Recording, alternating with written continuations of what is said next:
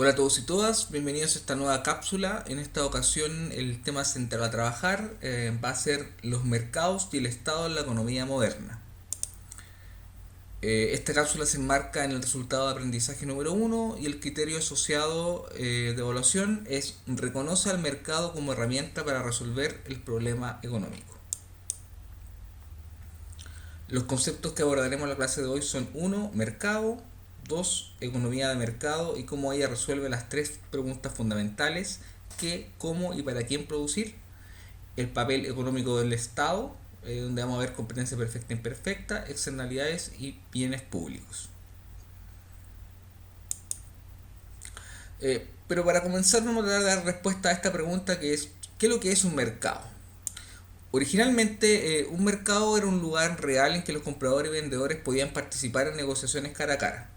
Era un sitio familiar en muchos pueblos y villas donde los agricultores llevaban sus productos para vender.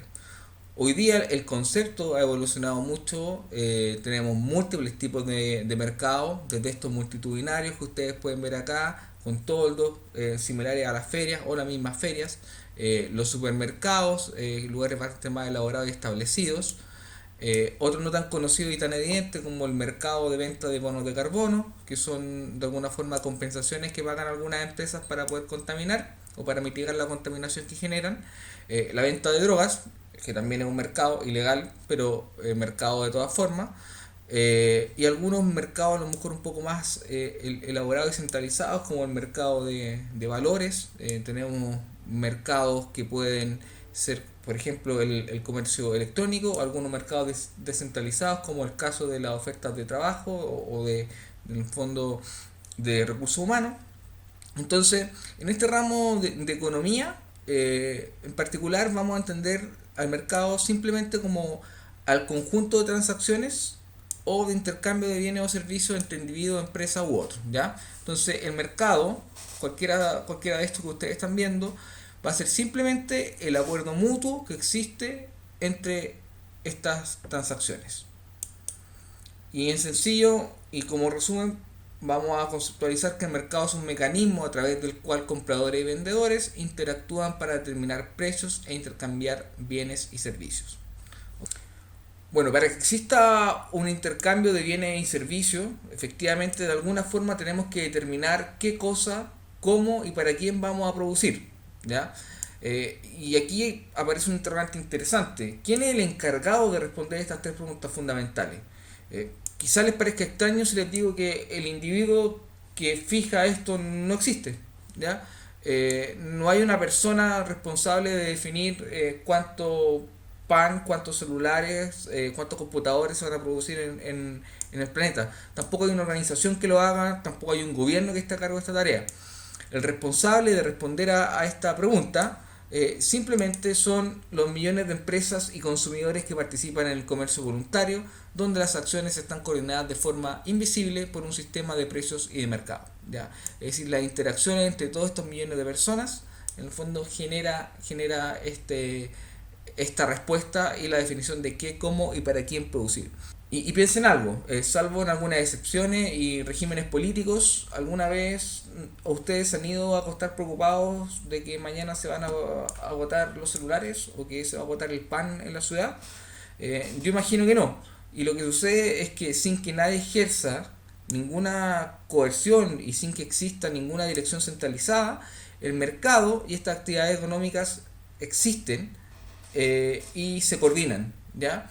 Entonces, existiendo alguien dispuesto a comprar pan, aparece alguien dispuesto a ofrecer ese pan.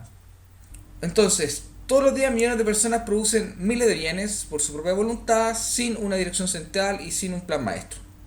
Y al reunir a estos vendedores y compradores, que básicamente es la oferta y la demanda, que son un par de conceptos que vamos a profundizar en algunas cápsulas posteriores, al reunir a estos compradores y vendedores en cada mercado, una economía de mercado resuelve simultáneamente los tres problemas: qué, cómo y para quién producir.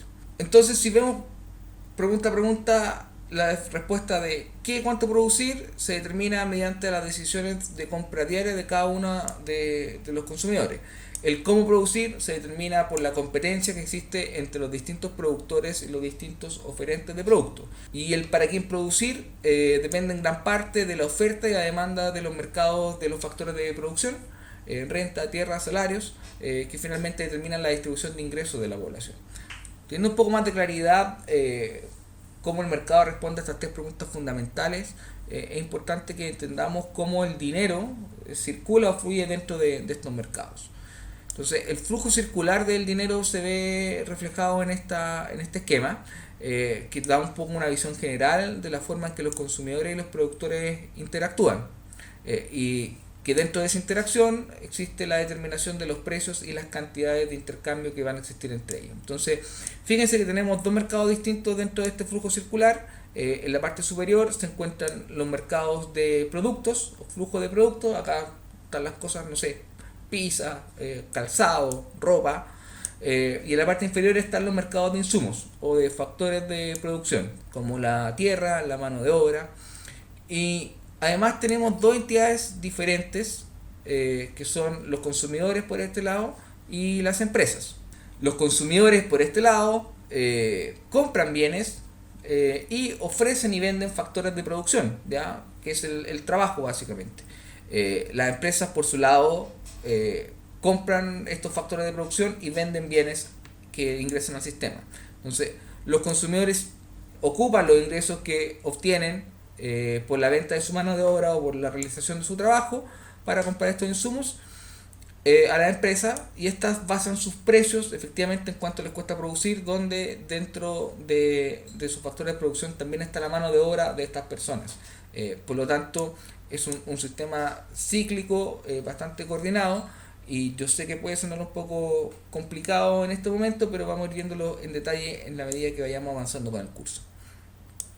Porque básicamente esto se trata de una versión completa de la red de ofertas y de demandas interdependientes, las cuales están conectadas por un mecanismo de mercado para resolver a los problemas económicos que comentábamos recién, del qué, cómo y para quién producir. ¿Ya? Eso se genera a través de toda esta interacción entre todos estos actores. Adam Smith fue el primero en reconocer este orden implícito de la economía de mercado. Él tiene varias citas relevantes en este tema. Yo seleccioné una acá que dice que no es la benevolencia del carnicero, cervecero, panadero de donde obtenemos nuestra cena, sino de su preocupación por sus propios intereses. Es la mano invisible del mercado que hace que toda la sociedad se beneficie del hecho de que los individuos busquen su propio beneficio particular.